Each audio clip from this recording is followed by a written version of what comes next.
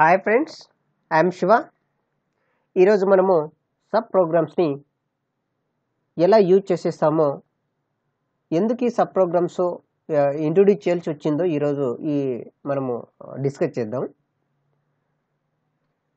దీంట్లో sub programs, what is the sub programs? Sub programs is used to solve a particular task.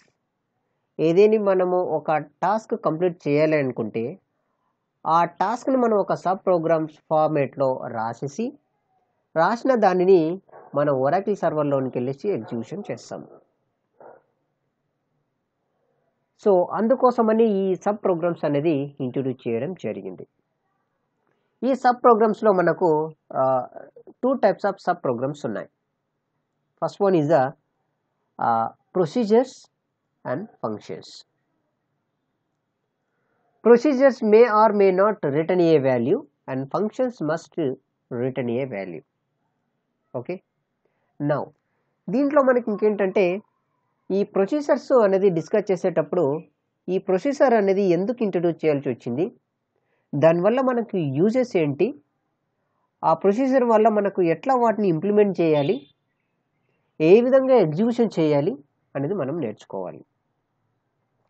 జనరల్గా ఈ procedures మనము without using the procedures మనకు ఏమవుతుందంటే, జనరల్గా మనం ఏదైనా టాస్క్ కంప్లీట్ చేయాలంటే క్వరీస్ రాస్తాం, ఎస్క్యూఎల్ క్వరీస్ రాస్తాం. కరెక్ట్.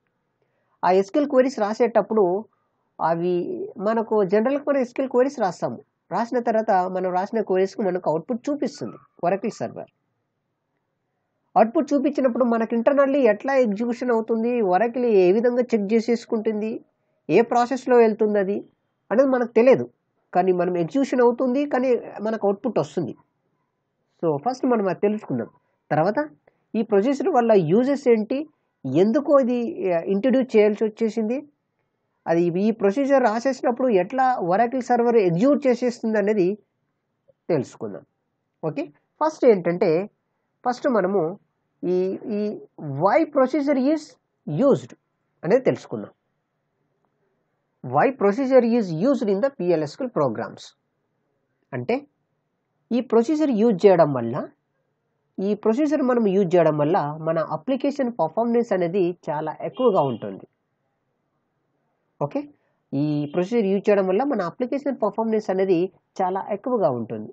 అందుకోసం అనేది ANSI ISO ఇంట్రడ్యూస్ ఏ ప్రొసీజర్స్. ఈ ANSI ISO అనేది ఈ ప్రొసీజర్ అనేది ఇంట్రడ్యూస్ చేయడం జరిగింది. ఓకే, సో నౌ ఇప్పుడు ఏంటంటే మనము తెలుసుకుందాము how to execute the SQL query. Then will discuss procedures. Okay, then we will discuss execution of the procedures.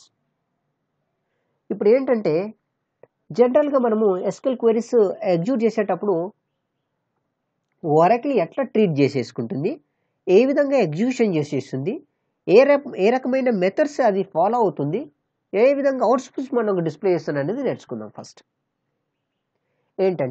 First మనము SQL క్వెరీస్ రాసేస్తాము.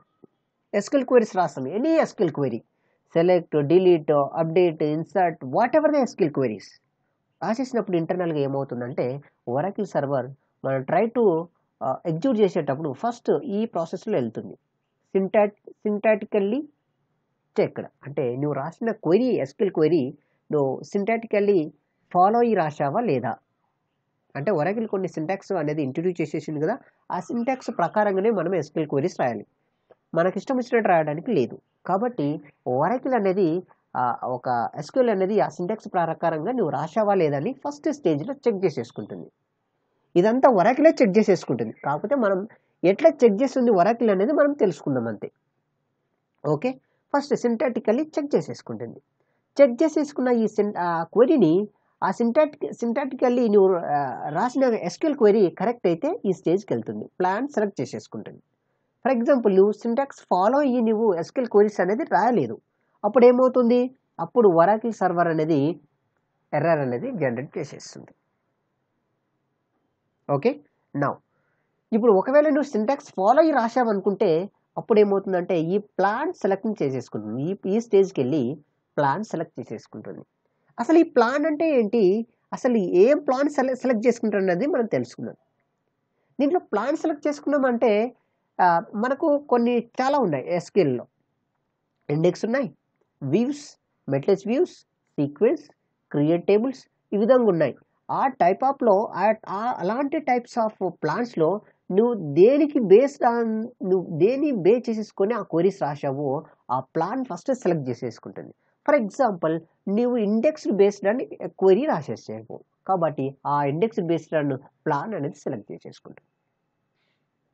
అలా సెలెక్ట్ చేసుకున్న తర్వాత నెక్స్ట్ స్టేజ్కి వెళ్తుంది. ఆ స్టేజ్కి వెళ్ళిన తర్వాత ఇక్కడ ఏమవుతుందంటే ఆ ప్లాన్ సెలెక్ట్ అయిపోయిన తర్వాత నువ్వు రాసిన ఎస్క్యూఎల్ క్వరీస్ అనేది మనకు ఈ స్టేజ్లో, ఈ ఫైనల్ స్టేజ్లో ఎగ్జిక్యూట్ అవుతుంది. The query execution. ఈ ఎస్క్యూఎల్ క్వరీ అనేది ఎగ్జిక్యూట్ అయ్యి నీకు అప్డేటా, ఇన్సర్టా, లేకుంటే డేటా డిస్ప్లే చేయాలనేది దీని ప్రకారంగా నువ్వు రాసిన క్వరీ ప్రకారంగా మనకు డిస్ప్లే అవుతుంది. సో ఇలాంటి ప్రాసెస్ ఎవ్రీ ఎస్క్యూఎల్ క్వరీస్కి సేమ్ ప్రాసెస్ అవుతుంది. ఇప్పుడు ఈ క్వరీ రాశావు, ఇండెక్స్ క్వరీ రాశావు, జస్ట్ ఇమాజిన్. నెక్స్ట్ టైం నువ్వు ఏం చేసావు, అప్డేట్ రాశావు. నెక్స్ట్ టైం ఏం చేసావు, డిలీట్ రాశావు. నెక్స్ట్ టైం ఏం రాశావు, సీక్వెన్స్ క్వరీ రాశావు. Like us. సో ప్రతిసారి సింటాక్టికల్లీ చెక్ చేసేసుకుంటుంది, ప్లాన్ సెలెక్ట్ చేసేసుకుంటుంది, క్వరీ ఎగ్జిక్యూషన్ అవుతుంది. సో ఎన్ని క్వరీస్ రాస్తే అన్ని క్వరీస్ సింటాక్టికల్లీ చెక్ చేసుకోవడం, ప్లాన్ సెలెక్ట్ చేసుకోవడం, క్వరీ ఎగ్జిక్యూషన్ కావడం, ఈ విధంగా జరుగుతూనే ఉంటుంది. ఈ విధంగా జరగడం వల్ల ఏమవుతుందంటే మనకు అవుట్పుట్ వచ్చేస్తుంది. కానీ ఇంటర్నల్గా ఏమవుతుందంటే ఏదైనా ఇలాంటి టాస్క్ మనం ఇంప్లిమెంట్ చేసేటప్పుడు ఇలాంటి టాస్క్ మనం ఇంప్లిమెంట్ చేసిన అప్లికేషన్లో ఏమవుతుందంటే ఆ అప్లికేషన్ యొక్క పర్ఫార్మెన్స్ అనేది చాలా లోగా ఉంటుంది, అంటే స్లోగా ఉంటుంది అప్లికేషన్ పర్ఫార్మెన్స్. ఇప్పుడు క్లిక్ చేసేస్తావు నువ్వు అప్లికేషన్ పైన ఒక 2 minutes, 1 minute, 5 minutes అయిన తర్వాత మనకు రిప్లై అనేది కొంచెం స్లోగా వచ్చేస్తుంది. కాబట్టి వీటిని ఓవర్కమ్ చేయడం కోసము ANSI ISO అనేది ప్రొసీజర్స్ అనేది ఇంట్రొడ్యూస్ చేయడం జరిగింది. ఓకే, ఈ ప్రొసీజర్లో మనం ఏం చేస్తామంటే మనకు కావాల్సిన టాస్క్ని ఏవైతే క్వరీస్ ఉన్నావో ఆ క్వరీస్ అనేది ఆ ప్రొసీజర్లో పెట్టేస్తాం అనమాట. ఆ ప్రొసీజర్ ఫార్మేట్లో రాసేసి ఈ ప్రొసీజర్లో పెట్టేస్తాం. ఇలాంటి పెట్టిన ప్రొసీజర్ని మనం ఏం చేస్తామంటే మనము ఎగ్జిక్యూట్ చేసేస్తాం. కాబట్టి దీని ఏమంటారంటే one time compilation and several time execution. నువ్వు ఒక్కసారి ప్రొసీజర్లో పెట్టావు అండ్ రాశావు నీ యొక్క టాస్క్ అంటే నీవు ఎన్నిసార్లు అయినా ఎగ్జిక్యూట్ చేసేసుకోవచ్చు. మళ్ళీ నీవు రావాల్సిన అవసరం లేదు. ఇంకా సేమ్ ఈ ప్రొసీజర్ నేమ్ ఒక్కసారి కాల్ చేసి నువ్వు ఎగ్జిక్యూట్ చేసినావు అనుకోండి, నీకు ఎప్పుడైనా చేసేసుకోవచ్చు. సో అవి ఎలా చేయాలి, ఇంటర్నల్గా ఎలా ఎగ్జిక్యూషన్ అవుతుంది అనేది ఫస్ట్ తెలుసుకుందాం. తర్వాత మనము టాస్క్ ఇంప్లిమెంట్ చేద్దాం. ఓకే, సో ఫస్ట్ మనము ఎలాగ ప్రొసీజర్ అనేది ఎగ్జిక్యూట్ అవుతుంది, మన అప్లికేషన్ పర్ఫార్మెన్స్ అనేది ఎట్లా ఎక్కువగా ఉంటుంది అనేది చూద్దాం ఫస్ట్. ఓకే, నా first how to execute PL/SQL procedures, దీన్ని తెలుసుకుందాం ఫస్ట్. మనం ఇప్పుడు ఈ సెషన్లో ఏం తెలుసుకున్నాము, ఎలా SQL క్వరీ ఎగ్జిక్యూట్ అవుతుంది ఇంటర్నల్గా అని తెలుసుకున్నాము. ఈ స్టేజ్లో ఏ విధంగా ప్రొసీజర్ అనేది ఎగ్జిక్యూట్ అవుతుంది, ఏ విధంగా ఒరాకిల్ సర్వర్ ట్రీట్ చేసేసుకుంటుంది, అంటే ఈ ప్రొసీజర్ని రాసేటప్పుడు ఎట్లా ఎగ్జిక్యూషన్ అవుతుంది అనేది తెలుసుకుందాం. ఫస్ట్ ఏమవుతుందంటే నువ్వు రాసిన ఒక టాస్క్ని ఈ ప్రొసీజర్ ఫార్మేట్లో పెట్టేసేసి మనం ఎగ్జిక్యూట్ చేసేస్తున్నాం. ఎగ్జిక్యూట్ చేసేటప్పుడు ఏమవుతుందంటే ఫస్ట్ చెక్ చేసేసుకుంది, ఈ స్టేజ్లో చెక్ చేసుకుంటుంది నువ్వు రాసిన ప్రొసీజర్ సింటాక్స్ ప్రకారంగా రాసావా లేదా, సింటాటికల్లీ నువ్వు ఫాలో అయ్యి రాసావా లేదా ఫస్ట్ చెక్ చేసేసుకుంటుంది. ఒకవేళ సింటాటికల్లీ నువ్వు కరెక్ట్ రాసేస్తే ప్లాన్ సెలెక్ట్ చేసేసుకుంటుంది. ఒకవేళ నువ్వు రాంగ్ రాసావనుకోండి అప్పుడు మనకు ఆ స్టేజ్లో మనకి ఎర్రర్స్ అనేది డిస్ప్లే చేయడం జరుగుతుంది. Oracle server return some errors.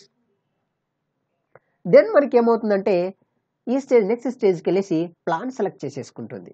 ఈ ప్లాన్లో మనకి ఏమవుతుందంటే నువ్వు రాసిన ప్రొసీజర్స్ ఇది ప్రొసీజర్కి సంబంధించిందా, ఫంక్షన్కి సంబంధించిందా, ట్రిగ్గర్కి సంబంధించిందా, ప్యాకేజ్కి సంబంధించిన ప్లాన్స్ అనేది నువ్వు ఏ ప్లాన్లో రాసావో ఆ ప్లాన్ సెలెక్ట్ చేసేసుకుంటుంది. ఈ స్టేజ్లో సెలెక్ట్ చేసుకున్న దాన్ని ఏమవుతుందంటే నెక్స్ట్ స్టేజ్కి ఈ స్టేజ్కి పంపిస్తుంది. అంటే ఈ స్టేజ్లో ఏముంది మనకి, ఇది క్యాచీ మెమరీ ఉంది. ఈ క్యాచీ అనేది ఒరాకిల్ డేటాబేస్లోనే ఉంటుంది. ఓకే. సో నువ్వు ఎప్పుడైతే ఫస్ట్ టైం కంపైల్ చేశావో ఆ కంపైల్ చేసిన ఫస్ట్ టైం ప్రోగ్రామ్ అనేది ఈ క్యాచీ మెమరీలో స్టోర్ అయిపోతుంది. స్టోర్ అయిన దాన్ని ఏమవుతుందంటే స్టోర్ అయిన తర్వాత నెక్స్ట్ వచ్చేసి మన ప్రొసీజర్ విల్ బి మన క్వెరీస్ అనేది ఎగ్జిక్యూషన్ కావడం జరుగుతుంది. నెక్స్ట్ టైం నువ్వు ఏమనుకున్నావంటే మళ్ళీ నువ్వు సేమ్ ప్రొసీజర్స్ ఏదైతే సేమ్ ప్రొసీజర్ రాశావో విత్ నేమ్ ఆఫ్ సేమ్ ఆ సేమ్ ప్రొసీజర్ నువ్వు మళ్ళీ ఎగ్జిక్యూట్ చేయాలనుకున్నావు. అప్పుడు ఏమవుతుందంటే ఇంటర్నల్గా ఈ సింటాటికల్లీ అండ్ ప్లాంట్ చెక్ అనేది ఈ 2 స్టేజెస్ని స్కిప్ చేసేస్తుంది. ఎందుకంటే నువ్వు ఇంతకు ముందుకే నువ్వు ఆల్రెడీ ప్రొసీజర్ని ఎగ్జిక్యూట్ చేసావు కాబట్టి డైరెక్ట్గా ఆ ప్రొసీజర్ కోడ్ మొత్తం అనేది నీకు ఈ క్యాచీ మెమరీలో ఉంది. ఈ క్యాచ్లో ఉంది కాబట్టి డైరెక్ట్గా ఈ రెండింటిని కూడా స్కిప్ చేసేసింది. ఎందుకని ఆల్రెడీ నీకు సింటాటికల్లీ అండ్ ప్లాన్ అనేది సెలెక్ట్ చేసేసుకున్న తర్వాతనే నీకు డేటాబేస్లోని క్యాచ్ మెమరీలో నీ యొక్క ప్రోగ్రామ్ అనేది దీంట్లో ఆల్రెడీ స్టోర్ అయిపోయింది. కాబట్టి ఈ రెండింటిని స్కిప్ చేసేసి డైరెక్ట్లీ ఇక్కడున్న నీ ప్రోగ్రామ్ తీసుకొని వచ్చేసి నీ క్వెరీస్ అనేది ఇక్కడ ఎగ్జిక్యూషన్ అవుతుంది. కాబట్టి దీన్ని బట్టి ఏమవుతుందండి, 1 time compilation several times execution. నీకు ఎన్నిసార్లు కావాలంటే అన్నిసార్లు ఎగ్జిక్యూషన్ చేసుకోవచ్చు.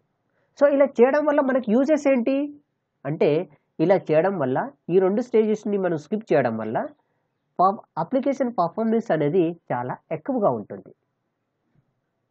కాబట్టి ANSI ISO అనేది ఈ ప్రొసీజర్ అనేది ఇంట్రడ్యూస్ చేయడం జరిగింది. ఎందుకోసమని పర్ఫార్మెన్స్ అనేది చాలా ఎక్కువగా ఉంటుంది, మనకు కావాల్సిన టైమ్స్లో ఎగ్జిక్యూషన్ చేసుకోవచ్చు.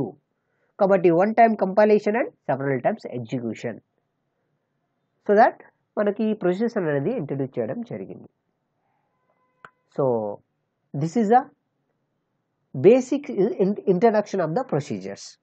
ద నెక్స్ట్ స్టేజ్లో ఏంటంటే మనము ఏ విధంగా టాస్క్ అనేది అంటే రికన్సిల్ చేయాలి, ఎట్లా మనం టాస్క్ని మనము రాయాలి ఇన్ ద ప్రొసీజర్లో. దానిలో ప్రొసీజర్లో రాసిన తర్వాత మనం ఎట్లా ఏ విధంగా మనము ఎగ్జిక్యూషన్ చేయాలి, ఆ ఎగ్జిక్యూషన్ చేసే మెథడ్లు మనకి ఎన్ని ఉన్నాయి, ఏ విధంగా ఎగ్జిక్యూషన్ చేయాలి అనేది మనము ఆ విధంగా చేసిన తర్వాత మనం ఈ బేసిక్గా మనము ప్రొసీజర్ రాసేటప్పుడు అంటే what kinds of syntax we should follow అనేది నెక్స్ట్ సెషన్లో మనము ఇన్డెప్త్గా నేర్చుకుందాం. Okay, thanks for watching my videos. మీకు నా వీడియోస్ నచ్చినట్టయితే, నా క్లాసెస్ మీకు నచ్చినట్టయితే నా ఛానల్ని సబ్స్క్రైబ్ చేయండి, షేర్ చేయండి, కామెంట్ చేయండి. Thanks for watching my classes.